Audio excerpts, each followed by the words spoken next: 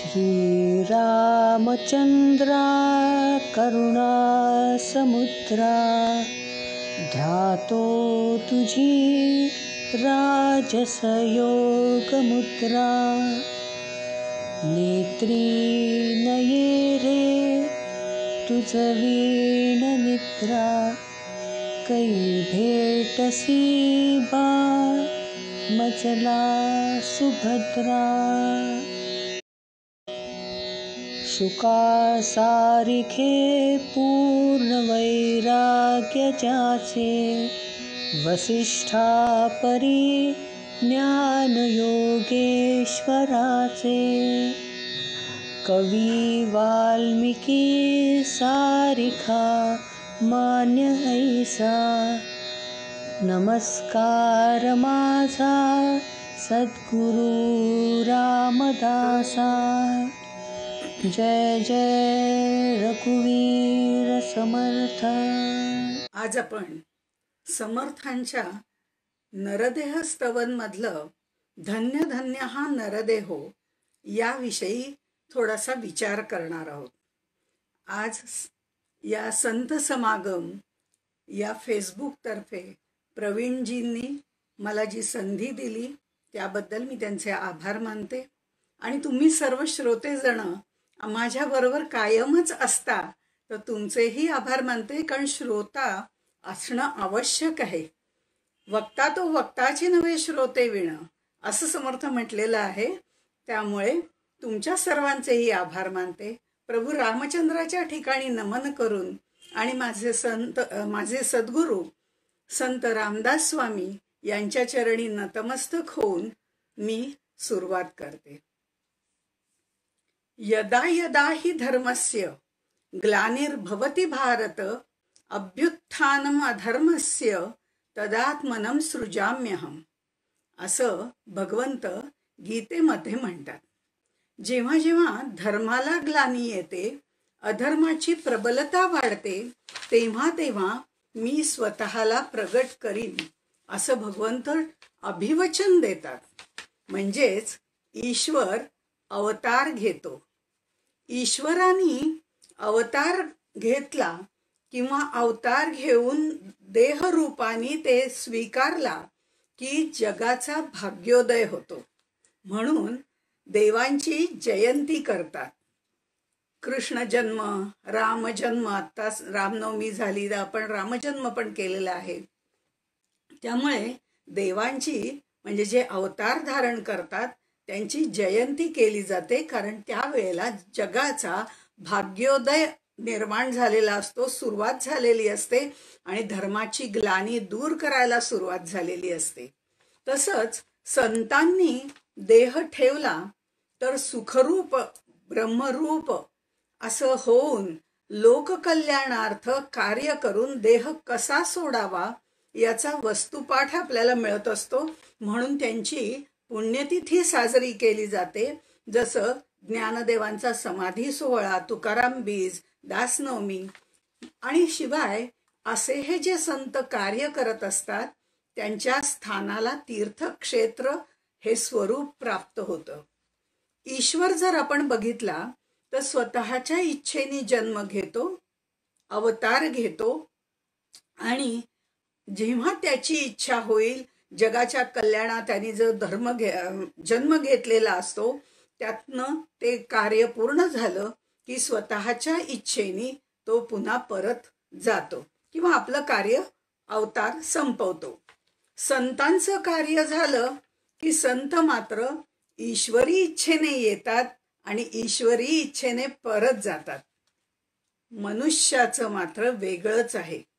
आमचे प्रारब्ध भोग भोगून झाल्यावर आम्हाला मृत्यू येतो। जन्म आणि मृत्यू याच्यापैकी काहीही आमच्या हातामध्ये नाही। खरं तर जन्माला येतानाच आमचं रिटर्न तिकीट आमच्या हातात दिलेलं असतं, कारण जन्म आहे त्याला मृत्यू आहे। त्यामुळे जन्म होतानाच आमच्या हातात आमचं रिटर्न तिकीट दिलेलं असतं, पण त्या बाळमुठीतून ते केव्हा आणि कुठे पडतं ते आम्हाला समजतच नाही आणि त्यामुळे आम्हाला ती तारीख माहिती नसते। म्हणजे जन्म आणि मृत्यू काहीही हातात नसलेल्या या नरदेहाचं स्तवन समर्थ करतात. हे मात्र खरं. आणि ते करताना सुद्धा ते इतक्या जोरात म्हणतात, धन्य धन्य हा नरदेहो, येथील अपूर्वता पाहो, जो जो की जे परमार्थ लाहो, तो तो पावे सिद्धी ते श्रीराम. धन्य धन्य हा नरदेहो. त्याचं कारणही सबळ आहे. इतर कोणत्याही योनीपेक्षा आपल्याला प्राप्त झालेली ही मानव योनी अलौकिकच आहे. पण म्हणून काय, समर्थांना एकदा धन्य म्हणून त्यांचं काही समाधान झालेलं दिसत नाही. त्यामुळे ते म्हणतात, धन्य धन्य हा नरदेहो. एखादी गोष्ट मनावर जेव्हा बिंबवायची असते तेव्हा त्याची द्विरुक्ती केली जाते, त्याबद्दलची उत्कटता आपल्याला प्रगट होते आणि समर्थ त्याप्रमाणे धन्य धन्य असं द्विरुक्ती इथे करतात. सावरकरांचं जर आपण बघितलं, विदा सावरकर, मातृभूमीची त्यांना ओढ लागलेली होती आणि ते त्यावेळेला म्हणतात, ने मजसी ने परत मातृभूमीला, ने मजसी ने. इथेही त्यांनी द्विरुक्तीच केलेली आहे. कारण मला ने परत नाही, माझ्या मातृभूमीला नाही, हे त्यांना कुठेतरी सतत जाणवून द्यायचे. ती उत्कटता जी आहे ती त्यांच्या द्विरुक्तीमधनं आपल्याला दिसते. तसंच समर्थ धन्य धन्य हा नरदेहो असं म्हणतात. हा नरदेह खरंच धन्य आहे, कारण नरदेहामध्येच नराचा नारायण होता येतं आणि त्यामुळे संतांनी या नरदेहाचं सार्थक करायला आपल्याला सांगितलेलं आहे. समर्थांनी नरदेहाला धन्य धन्य म्हणणं ही सुद्धा त्या काळामध्ये क्रांतीच होती. कारण नरजन्म हा पापजन्म आहे, ही पापात्मा आहे, अशा पद्धतीने त्यावेळेला वातावरण होतं, जसं एकनाथांच्या वेळेला सुद्धा होतं. त्यामुळे पापोहम पाप कर्मात्मा पापात्मा पाप संभवा त्राहिमाम कृपया गंगे पाप सर्व पाप हरा भव, अशा पद्धतीने गृहीत धरलेलं की हा नरदेह म्हणजे सिडा नाडीचा गुंडाळा वगैरे हे वर्णन समर्थांनी केलं असलं तरी ते त्याला धन्य धन्य म्हणतात. पण हे लोक नरजन्म म्हणजे काही उपयोगाचा नाही, पापात्मा आहे, प्रारब्ध भोगायला आलेला आहे, अशा प्रकारे वर्णन करणाऱ्या लोकांमध्ये राहून त्या देहाला धन्य धन्य म्हणणं हे समर्थच करू शकतात, कारण ते समर्थच होते. आता 184 योनी फिरत असताना ईशकृपेने पाप पुण्य समान झाल्यावरती नरदेह मिळतो. या नरदेहाला कमी लेखून कसं बरं चालेल?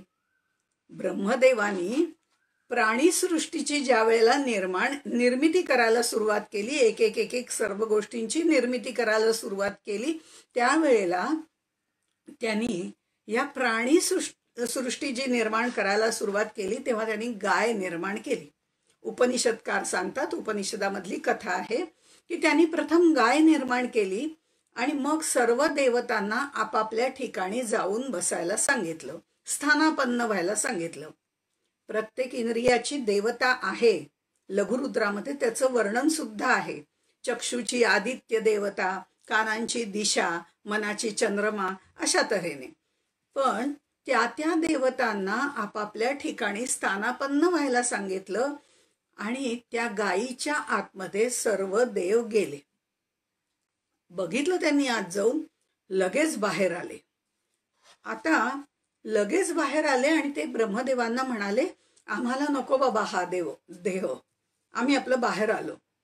तर गायीमध्ये आपण तर म्हणतो 33 कोटी देव राहतात, पण ती कल्पना वेगळी आहे आणि ही कल्पना किंवा कथाभाग वेगळा आहे. ह्या गायीच्या आत गेल्यानंतर लगेच सगळे बाहेर आल्यावर ब्रह्मदेवानी त्यांना विचारलं, का बरं पुन्हा तुम्ही बाहेर आलात? मग त्यांनी घोडा निर्माण केला.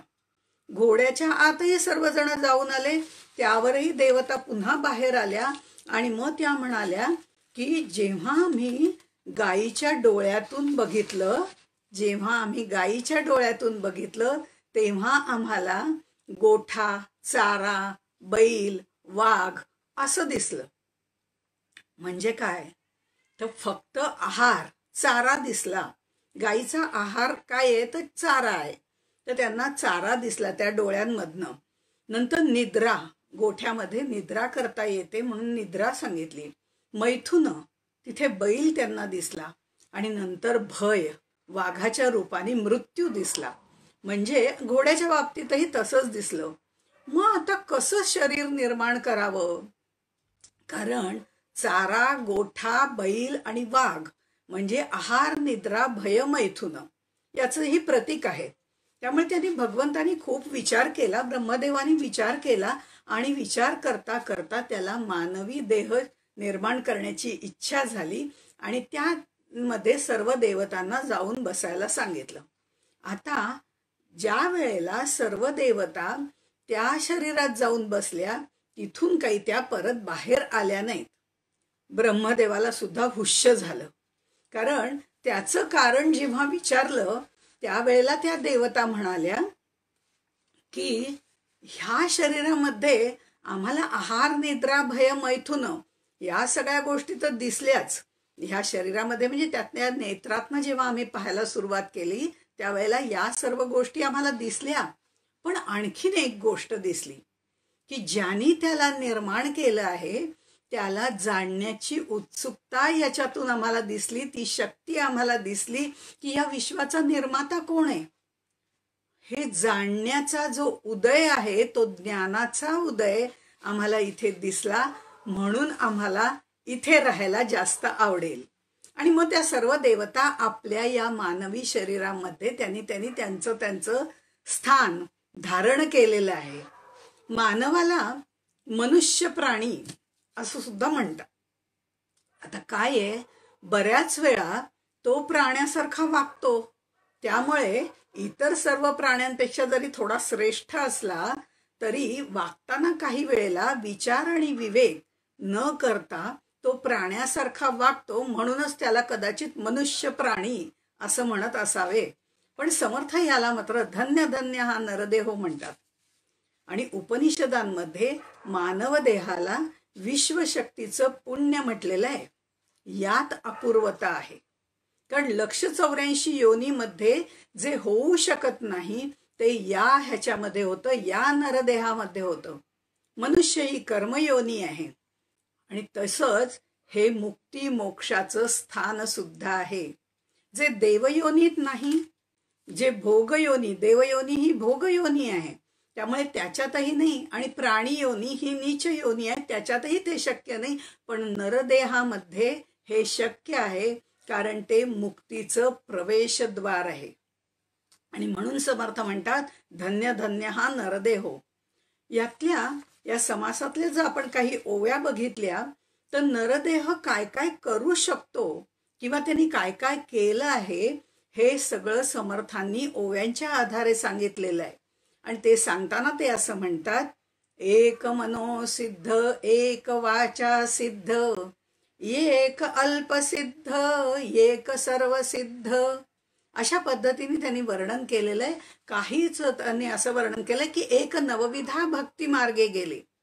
म्हणजे त्यांनी नवविधा भक्तीचा मार्ग अनुसरून सलोकता, समीपता, सायुज्यता इथपर्यंत स्वरूपता या चारही मुक्ती त्यांनी इथे मिळवू शकतो, मिळवलेले आहेत. असे लोक, भक्ती मार्गाने जाणारे लोक सुद्धा आहेत. जे 4 मुक्ती मिळवतात ते याच देहात मिळवतात, अन्य देहामध्ये नाही. आणि त्यामुळे हे मुक्तीचं प्रवेशद्वार आहे. त्यामुळे नवविधा भक्ती करून नरदेहातच उत्तम प्रगती साधता येते. म्हणून तर नरदेह श्रेष्ठ आहे. म्हणून नरदेह श्रेष्ठ, नाना देहांमध्ये वरिष्ठ, जयाचे चुकले आरिष्ठ यमयातनेचे. आणि हे सगळं सांगताना सुद्धा ते आणखीनही वर्णन करतात की एक भयानकावरी बैसले, वाघावर बसलेले, हातामध्ये सर्पाचा चाबूक घेतलेले चांगदेव महाराज आपल्याला माहिती आहे. कुणी तप केलं, कुणी योगी झाले. हे सगळ्या गोष्टी जर बघितलं तर हे सगळं नरदेहामध्ये शक्य आहे. म्हणून या नरदेह स्तवनामध्ये समर्थ या देहाला, नरदेहाला धन्य धन्य हा नरदेहो असं म्हणतात. आणि ते हे कर्मयोनी आहे. इथे आपण कर्मच करू शकतो. आणि त्यामुळे या कर्मेंद्रियांच्या द्वारे, या ज्ञानेंद्रियांच्या द्वारे आम्ही मनबुद्धी चित्ताचा अहंकाराचा वगैरे सर्व वापर करून, म्हणजे अहंकाराचा त्याग करून, पण या सगळ्या गोष्टी करून आम्ही तिथपर्यंत जाऊ शकतो. ज्यांनी ज्यांनी हे सर्व केले तो नरदेह नक्की आहे तरी कसा? तर या नरदेहामध्ये 5 कर्मेंद्रिय आहेत, 5 ज्ञानेंद्रिय आहेत. या 10 इंद्रियांची बुद्धी ही अध्यक्ष आहे, प्रेसिडेंट. त्यामुळे बुद्धी ही अध्यक्ष आहे आणि मन हे पंतप्रधान आहे. मन की बात आपल्याला लक्षात आलंच असेल. त्यामुळे मन आणि बुद्धी जी कामं सांगतात ती ही सगळी ज्ञानेंद्रिय त्यांना मदत करतात आणि त्यानंतर कर्मेंद्रिय सांकामे असतात, ते फक्त सांगितलेली कामं करतात. आता मन सांगेल त्याप्रमाणे सगळी कामं करतात, पण बुद्धी जी आहे ती डोकं लढवत असते. चांगलं काय वाईट काय सारासार विचार करत असते आणि त्यामुळे हे सगळं जरी बुद्धी ठरवत असली ना तरी ऐकतात मात्र सगळं मनाचेच. त्यामुळे या सगळ्यांना मनाचंच ऐकावं लागतं, जे देहबुद्धीमध्ये गुंडाळलेले असतात त्यांना. पण हळूहळू या नवविधा भक्तीच्या मार्गाने जेव्हा जातो त्यावेळेला मात्र बुद्धीचं ऐकून सारासार विचार करण्याची आपल्यामध्ये पात्रता निर्माण होते, ती या नरदेहामध्येच. या इंद्रियांनी, खरं म्हणजे हा नरदेह म्हणजे कसा निर्माण झाला असं जर आपण बघितलं तर ही जी सगळी इंद्रिय आहेत, हात आहेत, पाय आहेत किंवा डोळे आहेत, नाक कान वगैरे आहेत, म्हणजे ज्ञानेंद्रिय कर्मेंद्रिय जी काही आहेत, ही सगळी वेगवेगळ्या ठिकाणी विखुरलेली असती तर त्याचा काही उपयोग झाला असता का? नाही. ती सगळी जण एकत्रित राहत आहेत म्हणून त्यांचा उपयोग आम्हाला करणं शक्य आहे. या ज्ञानेंद्रियांनी असं ठरवलं की आपण सगळेजण एका ठिकाणी राहू. या कर्मेंद्रियांनी तसं ठरवलं. मग या इंद्रियांना राहायला जागा नको का? मग त्यांनी असं ठरवलं की आपण एखादी स्वतंत्र सोसायटीच काढली तर काय हरकत आहे? गृहनिर्माण सोसायटी. तशा पद्धतीने आता बँकेत काम करणारे असतात ते त्यांची सोसायटी काढतात, MSEB मध्ये असतात, ठीक आहे आपण सगळे एका ठिकाणी काम करतोय तर एका ठिकाणीच राहण्याची पण व्यवस्था करूया असं म्हणून त्यांनी एक सोसायटी निर्माण करायची ठरवली किंवा स्वतंत्र कोऑपरेटिव्ह हाऊसिंग सोसायटी निर्माण करायचं ठरवलं. आणि जी सोसायटी निर्माण झाली ती म्हणजे नरदेह. आता आपल्या मनासारखं राहायला घर मिळावं म्हणून प्रत्येकाने खटपट लटपट सुरू केली आणि बुकिंग करायला सुरुवात केली. आता सोसायटी म्हटल्यावर बुकिंग करायला पाहिजे की नाही, तर त्यामुळे त्यांनी सोसायटीमध्ये आपलं आपलं बुकिंग करायला सुरुवात केली. कान आले आणि कानांनी 2 बाजूला 2 स्वतंत्र फ्लॅट घेतले. सगळीकडचं इकडचं तिकडचं ऐकायला यायला पाहिजे ना, त्यामुळे त्यांनी 2 स्वतंत्र फ्लॅट घेतले. जीप जर बघितली तर जरा श्रीमंतच होती बरं. तिने सिक्युरिटीला जरा प्रेफरन्स दिला. सोसायटीत राहत असली तरी सुद्धा सिक्युरिटीला प्रेफरन्स दिला आणि आपल्याला आतल्या बाजूला सुरक्षित राहता यावं म्हणून तिने 32 दातांचं कंपाऊंड घातलं. बरं तेवढंही पुरलं नाही का काय कुणास ठाऊकी, पण 2 ओठांचे 2 सिक्युरिटी गार्ड्स सुद्धा तिने स्वतःसाठी वेगळे ठेवले. आता हे सगळं बघून, नीट सिक्युरिटी आहे का नाही आहे हे सगळं बघून ती मुखामध्ये राहायला गेली. अर्थात एवढ्या बंदोबस्तात राहिली असली तरी नको ते गोंधळ घालून, नको ते बडबडून, नको ते खाऊन घालायचा तो गोंधळ ती घालतेच हे वेगळं असो. आणखीन जे बाकीचे लोक आहेत, डोळे मात्र म्हणले की आम्ही दोघं भाऊ आहोत, आम्ही आपले आपले शेजारी शेजारीच राहू म्हणून त्यांनी 2 शेजारी शेजारचे फ्लॅट घेतले. आणि संबंध सुरळीत राहायला पाहिजेत ना भावाभावांमधले सुद्धा, म्हणून त्यांनी मध्ये कंपाऊंड वॉल घालून घेतली. दोघांची दारं एकाच बाजूला मात्र ठेवली त्यांनी. अहो एकाचं दार मागेने एकाचं दार पुढे असतं तर केवढा गजहब झाला असता. अर्थात या सगळ्या ह्याच्यामध्ये नाकाला जरा कमीच जागा मिळाली कारण मध्ये कंपाऊंड पण घातलं होतं ना, तर त्यामुळे त्यांनी मात्र काय केलं की त्या एकाच फ्लॅटमध्ये 2 कंपार्टमेंट केली. मन मात्र हृदय कमळामध्ये राहायला गेलं आणि बुद्धी म्हणाली, ह्या सगळ्या गडबड गोंधळात अजिबात नको, मी आपली हिल स्टेशनला राहायला जाते. त्यामुळे ती हिल स्टेशनला राहायला गेली, मस्तकामध्ये राहायला गेली. त्यामुळे इंद्रियांच्या मदतीशिवाय मन आणि बुद्धीला बाहेरचं काही ज्ञान होईना. हे ज्ञान करून घेतलं की मग कर्मेंद्रियांकडनं काम करून घेता येईल.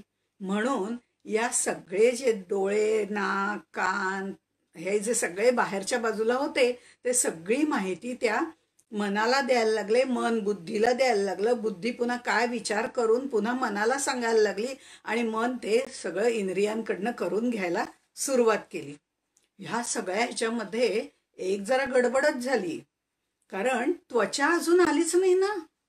काय आहे, शेवटी ती तिचा नट्टापट्टा करूनच आली. आणि कसं आहे की हा रंग घेऊ का तो रंग नेसू साडीचा, असं जसे ह्या विचारामध्ये ती असं म्हणायला लागली की मी कोणता बरं रंग घेऊ, सावळा घेऊ का काळा घेऊ का गोरा घेऊ. या सगळ्या ह्याच्यामध्ये तिला थोडासा उशीरच झाला बरं. कुठेच जागा शिल्लक नव्हती. पण आणि छोटा फ्लॅट तिला चाललाही नसता, आणि म्हणून ती तशी प्रेमळ होती आणि सगळ्यांच्या लाडकी अशी असल्यामुळे हे विश्वची माझे घर असं म्हणून संपूर्ण कॉलनीभर म्हणजे आपल्या पूर्ण शरीराभर ती राहायला सुरुवात केली. आता ही सगळ्यांची व्यवस्था झाली आणि हा नरदेह तयार झाला. हा झाला वेगळा भाग. पण नरदेह तयार झाला, आता त्याचा आध्यात्मिक विचार आपण थोडासा करू. तो महत्वाचा आहे ना शेवटी. कारण डोळे हा अवयव आहे, इंद्रिय आहे, तर चक्षु हा त्याचा गोलक आहे. डोळे आहेत ह्याचा अर्थ पाहता येतं असा नाही, तर चक्षु ही शक्ती जर त्याच्यामध्ये असेल तर पाहता येतं, अन्यथा नाही. कान हे इंद्रिय आहे, पण कर्ण हे गोलक आहे. आणि तसं जिभेचा गोलक वाणी आणि रसना आहे, नाकाचा गोलक घ्राण आहे.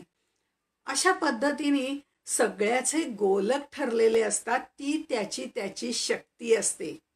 डोळे आहेत पण डोळ्याची शक्तीच नसेल तर त्याचा काही उपयोगच नाही. किंवा आपण जर बघितलं की कर्ण आहे म्हणजे कान आहेत हे इंद्रिय आहे, पण त्याचा जो गोलक आहे कर्ण ही शक्ती जर त्याच्यामध्ये नसेल तर ऐकू येणार नाही. म्हणजे त्या त्या घरात राहणारी ती शक्ती पण असणं आवश्यक आहे. आणि म्हणून घरात जर माणसं असतील तर घराला घर पण येतं. हे इंद्रिय जे आहेत ते अवयव आहेत आणि त्याच्या आत शक्ती असणं तेवढंच महत्वाचं आहे. अशा तऱ्हेने ही शक्ती निर्माण करणाऱ्या सगळ्या देवता त्या त्या इंद्रियांमध्ये जाऊन बसलेल्या आहेत. या देहाची रचना फार सुंदर आहे बरं. म्हणून तर समर्थ म्हणतात की धन्य धन्य हा नरदेव. एकदम कॉम्पॅक्ट आहे पण तरी सुद्धा उत्तम आहे. आणि म्हणून आपण बघितलं की या नरदेहाच्या आधाराने अनेकांनी आपलं हित करून घेतलेलं आहे. या नरदेहाचे निसंबंधे बहुत पावले उत्तम पदे, अहंता सांडून स्वानंदे सुखी झाले श्रीराम. आपण आतापर्यंत कुणी कुणी काय काय केलं हे सगळं बघितलं. नरदेहाचं उचित केलं किंवा ज्यातून आपल्याला लक्षपूर्वक असं विचार करून परमात्म्याचं ज्ञान प्राप्त करता आलं तर ते जास्त श्रेष्ठ आहे. आणि ह्या नरदेहात ते शक्य आहे. म्हणूनच आपल्याला या इंद्रियांच्या सहाय्याने, कारण नरदेह हे शेवटी साधन आहे, त्यामुळे या इंद्रियांच्या सहाय्याने आपल्याला त्यातूनच परमेश्वरापर्यंत पोहोचायचंय. आता ह्या डोळ्यांचीच रचना बघा ना. मगाशी आपण हे सगळे कुठे कुठे राहतात ते बघितलं. हे दोन डोळे शेजारी भेट नाही संसारी, किती सहजपणे आपण म्हणतो नाही का. पण हे दोन डोळे आहेत हे आपल्याला द्वैत दाखवतात. आम्ही दोन आहोत दोन आहोत दोन आहोत असं सारखं द्वैत दाखवतात. आणि द्वैतामध्ये भय असतं. हे आपण म्हणतो जे जे दिसतं ते श्रेष्ठ सगळं मला मिळावं ही भावना हे डोळे निर्माण करतात. बरं मिळाले तर दुसरं कोणी नेईल का, ते संपून जाईल का, म्हणून त्याला सांभाळावं लागतं.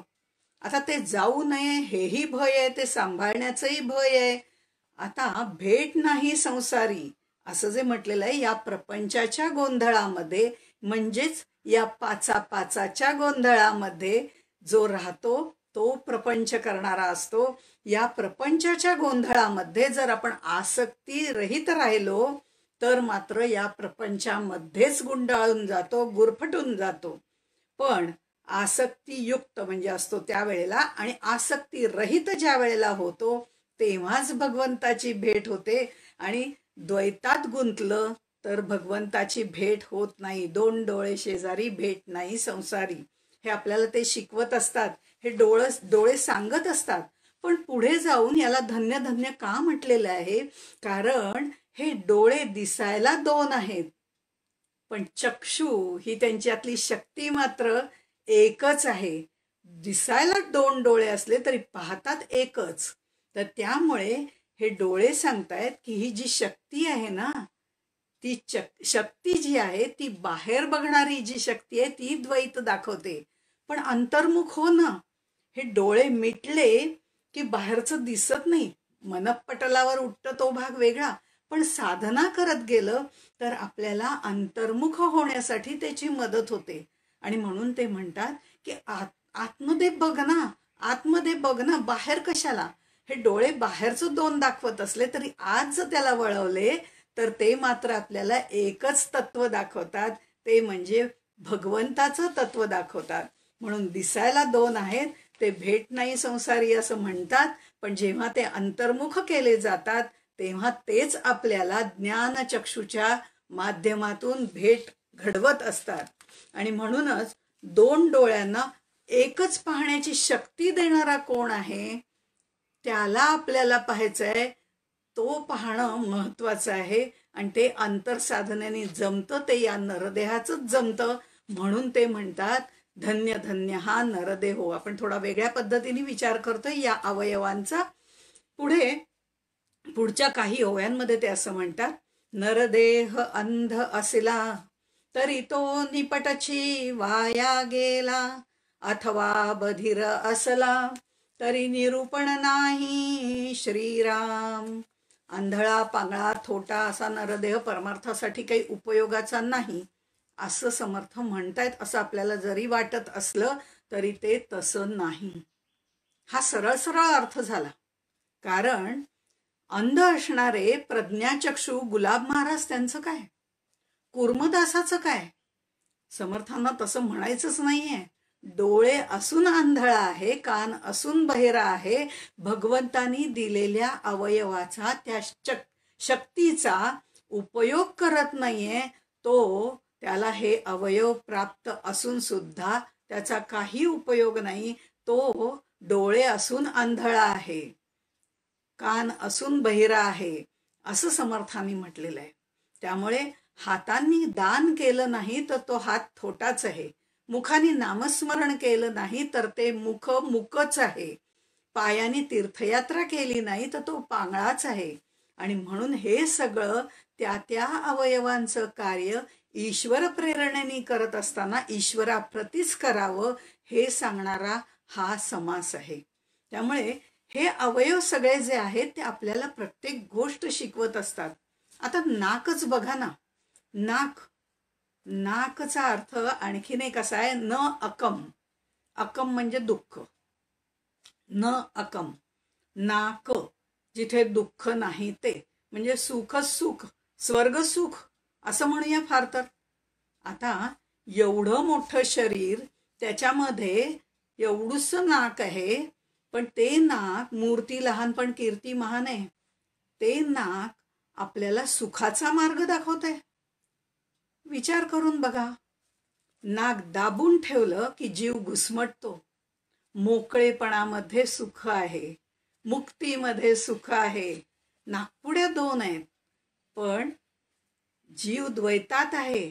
तो जिवंत राहण्यासाठी श्वासोच्छ्वास आवश्यक आहे, पण मोकळी हवा हे मुक्तीचा आनंद देणारी आहे हे आपल्याला ते सांगत असतात. आणि प्राणायामाने त्याच्यावर नियंत्रण ठेवायचं असतं. इंद्रियांवर नियंत्रण असेल तर सुख आहे, अन्यथा सुख नाही. आणि त्यामुळे नाक आपल्याला स्वर्ग सुख कसं मिळेल हे दाखवलं जातं, सांगत असतात, पण आम्ही ऐकत नाही ना. आम्ही प्रपंचामध्ये काही गोष्टी नाकावर टिचून करत असतो, ते वेगळं. अर्थात ते देहबुद्धीचं काम आहे. या नाकावर क्रोध तर काय अगदी बसलेलाच असतो, त्यामुळे त्याला आवरलं तरच सुख आहे, हे नाक आपल्याला सांगत असतं. वाणी हे मुखाचं काम आहे. नाम मुखाने घेतात बरं का, आणि खाणं हे तोंडाचं काम आहे. तोंड आणि मुख याच्यात हा फरक आहे. नाम जे असतं ते मुखाने घ्यायचं असतं आणि खाणं जे असतं ते तोंडाने करायचं असतं. कारण विवेकानंद असं म्हणतात की तुमच्या मुखातून बाहेर पडलेला प्रत्येक शब्द, तुमच्या हातून घडलेलं प्रत्येक कर्म, तुमच्या मनात आलेला प्रत्येक विचार तुमचं भवितव्य घडवत असतं. म्हणजे मुख, हात आणि बुद्धी यांचा मेळ असायला हवा. मन, मनगट, मेंदू हे महत्वाचं आहे. योग्य प्रसंगी योग्य बोलणं, योग्य संवाद साधणं आवश्यक आहे. बोलणं आणि खाणं या दोन गोष्टी जिभेशी निगडीत आहेत. जीभ गोड बोलून आपलं काम पण करून घेऊ शकते आणि वाईट बोलून माणसांना तोडण्याचं काम सुद्धा करते. त्यामुळे वाणी त्याची देवताच अग्नी आहे हो. तर त्यामुळे या वाणीला जे प्रेमाची ऊब जी असते ती बोलूनही साध्य करता येते आणि जळजळीत शब्दांनी ती दुसऱ्याला जाळायचं सुद्धा काम करते. यावत जीवेत सुखम जीवेत रूढम कृत्वा घृतम पिबेत, खा प्या मजा करा, अशा या वासनात्मक विचारांच्या आहारी जाऊन परमेश्वरांनी आपल्याला हे जे भक्तीचं साधन दिलेलं आहे ते करायचं, ती भक्ती करायची. ते न करता आम्ही आमचं शरीर वाया घालवतो. तसं करू नये असं सज्जन आम्हाला नेहमी संत संगतीमध्ये राहायला सांगतात. ते त्यासाठी सांगतात कारण नरदेह हे सत्कर्माचं फळ आहे, दुर्लभ आहे आणि म्हणूनच ते धन्य धन्य आहे. डोळे, नाक, वाणी, कान. आता कानाचं जर बघितलं, श्रवणी जसा गुण परीक्षितीचा असं समर्थांनी म्हटलेलं आहे. त्यामुळे श्रवण करायचं, ते कसं करायचं तर ते परीक्षितीसारखं श्रवण करता आलं पाहिजे. आम्ही भागवत ऐकतो, 7 दिवस भागवत कथा ऐकतो की आम्ही, एकदा नाही हो, दरवर्षी ऐकतो. पण आम्हाला मुक्ती मिळते का? म्हणजे आमच्या आणि परीक्षितीच्या श्रवणामध्ये निश्चितपणे काहीतरी फरक आहे. श्रवण भक्तीनी श्रवण करायचंय. श्रवण, मनन, चिंतन, निदिध्यासन, आचरण हे सगळं श्रवणामध्ये येतं आणि हे जेव्हा सगळं एकत्रित येतं तेव्हा त्या श्रवणाची श्रवण भक्ती होत असते. तोपर्यंत नाही, अन्यथा होतं ते नुसतं श्रवण होतं. आता भक्ती कशी होते याचं उत्तम उदाहरण म्हणजे कल्याण स्वामी आहे.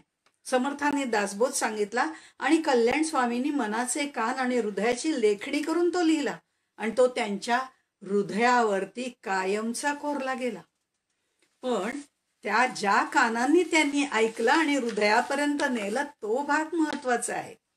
कानांची रचनाच बघा ना, आपल्या इतकी सुंदर केलेली आहे की स्ट्रेट हायवे आहे, इकडून घ्यायचं आणि तिकडून सोडून द्यायचं, अगदी सरळ सरळ स्ट्रेट हायवे असं म्हटलं तरी हरकत नाही. पण जर आपल्या ज्या स्वहिताच्या गोष्टी असतात, चांगल्या गोष्टी असतात, श्रेयस गोष्टी असतात, त्या अशा हायवेवरनं सोडायच्या नसतात. त्या श्रेयस गोष्टी, चांगल्या गोष्टी म्हणजे स्वार्थाच्या नव्हे, नाही तर स्वार्थाच्याच गोष्टी आम्हाला चांगल्या वाटतात, तर तसं नव्हे. तर ह्या मात्र आम्हाला मनन चिंतनासाठी हृदयात साठवायच्या असतात. आम्ही नेमकंच उलट करतो. ज्या नको त्या प्रपंचाच्या गोष्टी हृदयात साठवून ठेवतो आणि ज्या चांगल्या परमार्थाच्या गोष्टी असतात त्या इकडून ऐकून तिकडे सोडून देतो. श्रवण चांगलं आणि वाईट दोन्ही असतं. आमच्या कानावर सकाळी उठल्यापासनं कितीतरी आम्ही गोष्टी ऐकतो. दूधवाला आहे, पेपरवाला आहे, कामवाली बाई आहे, शेजारणीच्या गप्पा आहेत. हे ऐकणं म्हणजे श्रवण नव्हे. आणि म्हणून शरीराची रचना किती व्यवस्थित केलेली आहे हे जे मी मगाशी म्हटलं, तर हे 2 कान जर आपण पाहिले, ते 2 कान एकमेकाच्या जवळ चित्ररूपाने आपल्या समोर आणून बघा. 2 कान आपल्या जवळ आणले तर हृदयाचा आकार तयार होतो आणि मन जे असतं ते हृदयामध्ये असतं.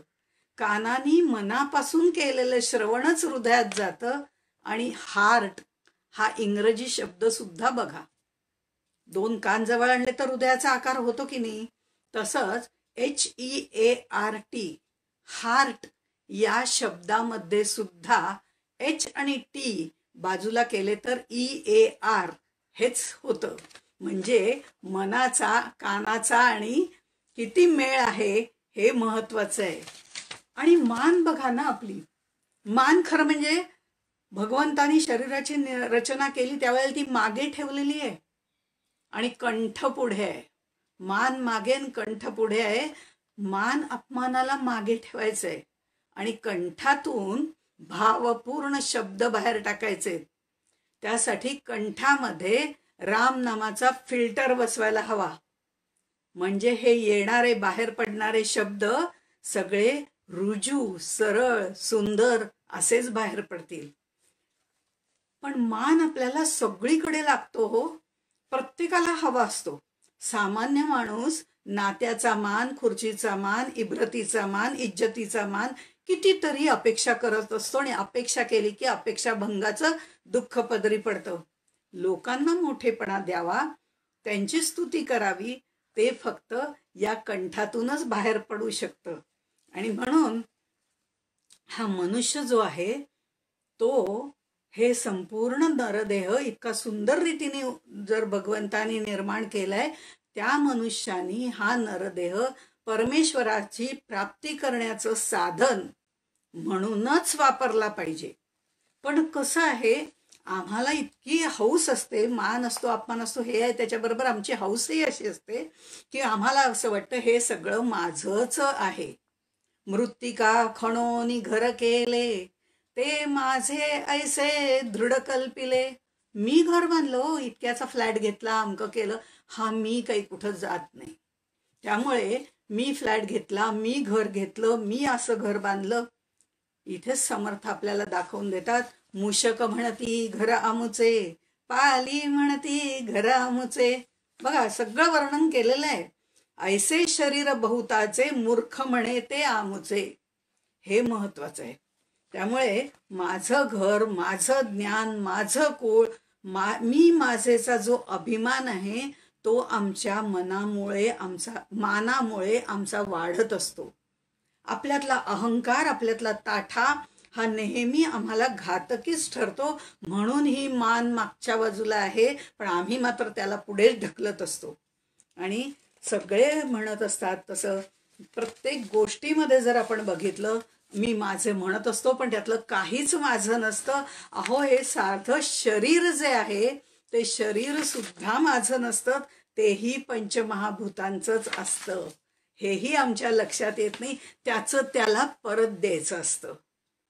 समर्थ इथे म्हणतात, देव मस्तकी धरावा, अवघा हलकल्लोळ करावा, तो विचारपूर्वक चालण्यासाठी असतो. कोणतीही गोष्ट डोक्यावर ठेवून चालायचंय. आपण खेडेगावातनं वगैरे किंवा बघतो, पाण्याचे हंडे एकावर एक घेऊन त्या बायका चालत असतात. भरलेले हंडे असतात आणि एकावर एक 3-4 हंडे असतात, पण त्या इतक्या व्यवस्थित गप्पा मारत चाललेल्या असतात, हातवारे करत असतात, पण ते काही खाली पडत नाहीत. ती स्त्री आपला तोल, हंड्याचा तोल विचारपूर्वक सांभाळत असते. येऱ्या गवाळ्याचं काम नाही. हा चालण्याचा जो तोल आहे, वागण्याचा तोल आहे, तो देव शिरोधार्य असेल तरच नक्की सांभाळला जातो. हे समर्थ सांगतात. म्हणजे प्रत्येक ठिकाणी आम्हाला आमच्या जीवनाचा आधार ईश्वरच आहे हे पक्क मनामध्ये ठेवावं लागतं, तर जीवनाचा तोल सांभाळला जातो. कारण मुळामध्ये हे डोकं जे आहे ना, ते ईश्वराचं कार्यालय आहे. कपाळ जे आहे ते मंत्रालय आहे आणि हृदय जे आहे ते शयनगृह आहे. ते शांत आणि निवांतच असावं लागतं. त्यामुळे कार्यालयाचा आधार जर ईश्वर असेल तर कार्य चांगलं होईल, जीवन सुरळीत होईल, यात शंकाच नाही. आणि मन जे आहे तिथे कायम भगवंताचंच प्रतिबिंब पडलं पाहिजे, तर ते स्वच्छ होईल. उकळत्या पाण्यामध्ये प्रतिबिंब पडतच नाही, शांत पाण्यामध्ये पडतं. तसं मन नेहमी शांत असायला पाहिजे आणि ह्या सगळ्या गोष्टी नरदेहातच प्राप्त होऊ शकतात. म्हणून धन्य धन्य हा नरदेहो. 2 हातांनी केलेलं नमन जर आपण बघितलं तर ते मनच असायला हवं. मनाचं मनपण संपून मायेचे पाश बाजूला टाकून मगच आपल्याला देहाचा मनाशी संबंध जो आहे, या देहाचा संबंध आपल्या मनाशी आहे आणि मनाचा त्याच्याशी आहे. त्यामुळे आम्ही देहबुद्धीत गुरफटतो. पण या मनाचं न मन होणं म्हणजे लय होणं, हे न मन 2 हात एकत्र आल्यावर द्वैत जाऊन अद्वैत प्रस्थापित केलं जातं आणि म्हणून न मन असं त्यांनी सांगितलंय. तिथे मनच नाही हो. मनच नाही म्हणजे त्याला काही कळत नाही असं नव्हे. ते मन त्यांनी ईश्वरार्पण केलेलं असतं. त्यामुळे त्याचं सर्व गोष्टी ज्या त्याच्या असतात ते मनच भगवंताला दिलेले असल्यामुळे भगवंताच्याच प्रमाणे तो करत असतो. ह्या मी माझे या जाणीवेतनं अलिप्त झालं पाहिजे. 2 हात एकत्र जोडले पाहिजे आणि अद्वैत प्रस्थापित केलं पाहिजे. हे आम्हाला आमचं 2 हात जे असतात ते कर्म योनी आहे आपली, हाताने कर्म करायचे, ते आपल्याला प्रत्येक वेळेला दाखवत असतो. हे हात ते दाखवतात न मन कसं करायचं. आणि म्हणून नमन भक्ती ही तेवढीच महत्वाची आहे. पायाचं समचरण हेही विठोबा आम्हाला दाखवत असतोच, पण तो समत्व योग जो आहे तो त्या पायावरती संपूर्ण अधिष्ठित असलेलं हे पूर्ण शरीर आहे आणि हा समत्व योग दाखवण्याचं काम पाय करत असतात. आपलं चालणं, आपलं वागणं, आपलं बोलणं हे समत्व भावाचं असायला पाहिजे. देह वेगवेगळे आहेत पण सर्वांच्या रक्ताचा रंग लाल आहे. हे भगवंत आम्हाला अनेकत्वामध्ये एकत्व दाखवत असतो. आता हे बुद्धी जो बोनस मिळालेला आहे त्याच्याबद्दल मी सुरुवातीला एक गोष्ट सांगितली होती की देवतांना कुठलाही देह पसंत पडला नाही. तेव्हा ब्रह्मदेव विचारात पडले, एवढे आम्ही देह बनवले, एवढी शरीर बनवली, आता कसं शरीर बनवावं. त्यावेळेला त्यांची जी पत्नी, हा कथाभाग कथेकऱ्यासारखा आहे पण तरी आवडेल, कारण ब्रह्मदेवाची पत्नी त्याला असं म्हणाली. बायका हुशार असतात बरं का. तर ब्रह्मदेवाची पत्नी त्याला असं म्हणाली की अहो एवढा कसला विचार करताय, तुम्ही तुमच्यासारखाच देह बनवा ना, काही हरकत नाही, फक्त हे 4 हात वगैरे नको, अडचणीचं होतं, तुमचंच एक छोटं मॉडेल बनवा. ते एवढे खुश झाले आणि त्यांनी म्हणजे ब्रह्मदेवांनी त्यांच्यासारखंच मॉडेल शरीर बनवलं, ते म्हणजे नरदेह. आपण आपल्यासारखेच देव बनवतो, कारण आपल्यासारखेच आपल्याला देव लागतात. आपल्या मनातला भाव असतो तोच तिथे आम्ही प्रगट करत असतो. त्यामुळे आपल्यासारखेच आपण देव बनवत असतो, पण देवानी देवासारखं आपल्याला बनवलेलं आहे हे मात्र आम्ही विसरून जातो. ते त्याच्यासारखं सच्चिद आनंद स्वरूप असा आपला देह आहे. त्यामुळे हे सगळा देह जेव्हा त्यांनी बनवला ब्रह्मदेवानी, त्यावेळेला तो इतका खुश झाला त्याच्यावरती आणि मग त्यांनी या देहाला बुद्धीचा बोनस दिला, हसण्याचा ॲडिशनल बोनस दिला आणि स्वतः हसतमुख राहा आणि सगळ्यांना आनंदित ठेव, बुद्धीचा विचार विवेकाने कर, हे सगळं सांगितलं. पण माणसाने त्याचा दुरुपयोग केला. तो संसारात एवढा रमून गेला की त्यांनी संसारच आपला मानला आणि ह्या निर्माणकर्त्याला तो पूर्णपणे विसरून गेला. बुद्धीचा आणि हसण्याचा जो त्याला बोनस मिळाला तो सुद्धा त्यांनी व्यवस्थितपणे वापरला नाही. बुद्धीचा उपयोग त्यांनी स्वार्थासाठी केला आणि हसण्याचा उपयोग दुसऱ्याला हसण्यासाठी केला. आता त्याच्या मनात असं यायला लागलं, भगवंत आहे कुठे, मीच तर करता आहे, त्यामुळे मीच तर सगळं हे निर्माण केलेलं आहे. आता या भगवंतालाच माझ्या ताब्यात घेतो. आता भगवंताला प्रश्न पडला की आता लपायचं कुठे, उंच आकाशात जाऊन लपूया असं त्यांनी ठरवलं.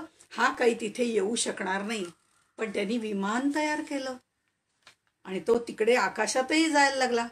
मग भगवंत खोल पाण्यात येऊन लपला तर त्यांनी पाणबुड्या तयार केल्या, समुद्रात खोल खोल जाऊन बसायला लागला. पण देव जो आहे, भगवंत जो आहे, तो पूर्णात पूर्णमिदम आहे. मनुष्य देह तसा नाही, हे माणसाच्या लक्षातच आलं नाही. आणि माणसाने कितीही शोध घेतला तरी आता आपल्याला त्याच्या ताब्यात जायचं नाही हे लक्षात आल्यानंतर मग देवाने असं एक जागा निवडली. ती इतकी उत्तम जागा निवडली की आता तो आपल्याला कधीच सापडत नाही. माणसाच्या हृदयातच तो जाऊन बसला आणि मनुष्य मात्र त्याला बाहेरच शोधत राहिला. कसा सापडणार तो आपल्याला? म्हणजे बहिणाबाई म्हणूनच म्हणतात, अरे अरे माणसा कधी होशील माणूस.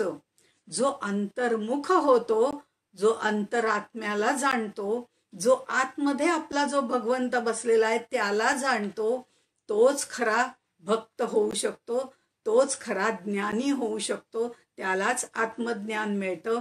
आणि ती शक्ती या नरदेहामध्ये आहे. ती त्यांनी तशी वापरली तर. त्या आम्ही मात्र त्याला बाहेरच शोधत बसतो, पण आपलाच आपण आत विचार कधीच करत नाही. आणि म्हणून मन की शक्ती जास्त महत्वाची आहे, असं मगाशी मी सांगितलं. समर्थांनी या नरदेहाचं स्तवन केलेलं आहे, कारण नरदेह हे ATM आहे. प्रपंचासाठी पैसे मिळवावे लागतात. समर्थ म्हणतात प्रपंच पाहिजे सुवर्ण, ते तर महत्वाचं आहेच आहे, पण त्याच्यासाठी आपल्याला बँकेत जाऊन ATM मधनं आपण पैसे काढतो, हेही आपल्याला माहिती आहे. पण इथे मात्र हा नरदेह जे आहे हे सुद्धा ATMच आहे. ऑल टाइम मनी नाहीये, पण अपेक्षित ते मिळणारं ATM, अपेक्षित ते मिळणारं असं ATM आहे. आणि त्यामुळे इथे जर आपण बघितलं तर त्यात व्यायाम डिपॉझिट केला तर आरोग्य मिळतं, विश्वास डिपॉझिट केला तर प्रेम मिळतं. आपण काय डिपॉझिट करतोय याच्यावर ते आपल्याला जे काही व्याजासकट मिळणार असतं ते आपल्याला या अपेक्षित ते मिळणारं ATM असं हे ATM आहे नरदेह म्हणजे. आणि त्यामुळे आपण चांगल्या गोष्टी केल्या तर चांगल्या गोष्टी परत मिळतात, वाईट गोष्टी केल्या तर वाईट गोष्टी मिळतात. देह परमार्थी लावले तरीच त्याचे सार्थक झाले, असं समर्थ म्हणतात. ते याच्यासाठी नरदेहाचं महत्व एवढं आहे की दत्तांनी जे 24 गुरु केलेले आहेत त्यातला 24वा नरदेहच आहे. विवेक वैराग्य हा विचार किंवा आपल्या गुरूंचा विचार किंवा नरदेहाचं महत्व, हे सगळे ज्या गोष्टी आहेत याचा सगळ्याचा विचार आपल्याला नरदेहामध्येच करायला शक्य असतं, कारण तिथे बुद्धीचं वरदान आहे. आपल्याला नरदेहामध्येच दुसऱ्याला सुखी करता येतं, कारण आपल्याला हास्याचं वरदान आहे. शरीर माध्यम खलु धर्म साधनम असं शंकराचार्य जर म्हणतात, तर ते आपल्याला व्यवस्थितपणे जपणूक त्याची करायलाच हवी आणि ती महत्वाची आहे. आणि त्या पद्धतीनेच आपल्याला हे सर्व पुढे न्यायला हवं. म्हणून नरदेह धन्य धन्य आहे. एक व्हॉट्सॲपचे काही फायदे असतात पण तोटे पण बरेच आहेत.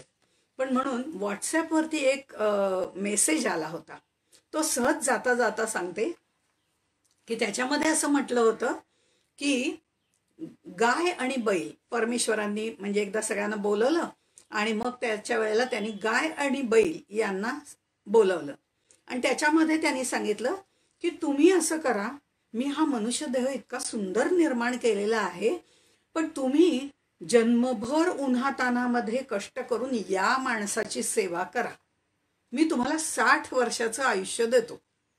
ते म्हणाले नको भगवंता, अरे बाबा उन्हातानातून कष्ट करायचे आणि माणसाची सेवा करायची, आम्हाला आपलं 20च वर्ष आयुष्य पुरे.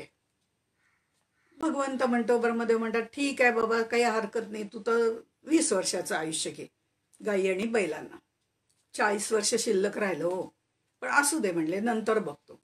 मग नंतर कुत्रा आला. कुत्र्याला सुद्धा त्यांनी सांगितलं तू या मानवाच्या दारामध्ये उभं राहा आणि त्याच्या घराची राखण कर, हे काम तुझं, मी तुला 20 वर्षाचं आयुष्य देतो. तो म्हणला नको बाबा, सारखं या माणसाची सेवा करायची, त्याच्या घराचं दिवस रात्र रक्षण करायचं, मला आपली 10 वर्षच पुरेत. 10 वर्षच घेतली, उरली 10 वर्ष. माणसाला म्हणजे अशा पद्धतीने एकेकाला बोलवलं. माकड आलं. माकडाला सांगितलं तू कसं छान उड्या बिड्या मार, वर खाली झोपाळा घे, पाळणा घे, झाडावरनं उड्या मार, आणि हे माकडाला सांगितलं, आणि माणसाची करमणूक कर. आता त्याला 10 वर्ष, तो 20 वर्ष देऊ का नको म्हणला, 10 वर्ष बास झाली. प्रत्येकाने कमी आयुष्य मागितलं, कारण माणसाची सेवा करायची आहे, त्याचं मन रिझवायचंय, त्याचं रक्षण करायचंय, त्याच्यासाठी कष्ट करायचे. मग माणसाला बोलवलं आणि म्हणला, मला तू इतका आवडलेला आहेस, तुला सगळ्याचं वरदान मी दिलेलं आहे, मला तू अत्यंत प्रिय आहेस. आता तू फक्त ना मस्तपैकी हे आयुष्य जग, खा पी मजा कर, झोप कर, काय करायचं तुला तर चांगल्या पद्धतीने कर, मी तुला 20 वर्ष आयुष्य देतो. पण माणूस आहे, आता आरामात जगायचंय, खायचंय, प्यायचंय, मजा करायची आहे, मग 20 वर्ष? अरे तुला इतर सगळ्या प्राण्यांनी आयुष्य परत केलेत ना, ती मला दे ना म्हणला. भगवंतही त्याला तथास्तूच म्हणतो आणि त्याला सगळं जे काय आहे ते आयुष्य इतर प्राण्यांचं त्याला देऊन टाकतो, मनुष्याला देऊन टाकतो 100 वर्ष आयुष्य. पण इथे माणसाची जी लालसा आहे, जी हव्यास आहे, जी वासना आहे, ती आपल्याला लक्षात येते. परधर्मो भयावहा याचं पण हे अत्यंत उत्तम उदाहरण आहे. कारण माणसाला जी प्रत्यक्ष भगवंतानी 20 वर्ष दिलेली आहे, ती पहिली 20 वर्ष तो उत्तम मजेमध्ये घालवतो. नंतर 40 वर्ष बैलासारखे कष्ट करतो, घर, प्रपंच, संसार, बायका, मुलं त्यांच्यासाठी राबतो बैलासारखी 40 वर्ष. उरलेलं दिलंय ना.